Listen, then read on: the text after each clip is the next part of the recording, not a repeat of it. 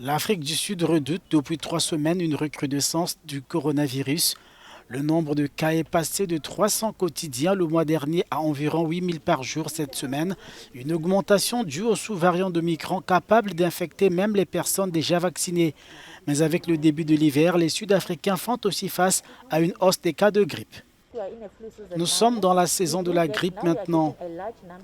Nous recevons un grand nombre de patients qui viennent, surtout avec des symptômes de la grippe, et parce que maintenant c'est la grippe contre le Covid. Parce que la plupart des gens ont été vaccinés. Ils viennent avec les symptômes de la grippe, même s'ils sont vaccinés. Mais lorsque nous faisons les tests, nous constatons que la majorité d'entre eux sont négatifs au coronavirus. Symptômes bénins, absence de cas graves et de décès, excepté une légère augmentation du nombre d'hospitalisations. Tel est le bilan établi à mi-parcours. Une bonne nouvelle pour des Sud-Africains, leur pays ayant été le plus touché par le coronavirus sur le continent. On m'a libéré parce que les résultats de mon test est négatif. J'étais prêt à accepter n'importe quel résultat, qu'il soit positif ou négatif, et j'aurais été en quarantaine pendant 7 jours. La nouvelle donne reste modérée, mais les spécialistes appellent à la prudence. Nous n'avons vraiment pas vu de pic.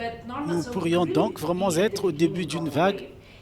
Et si nous regardons les vagues précédentes, nous avons vu que l'augmentation était assez régulière au début.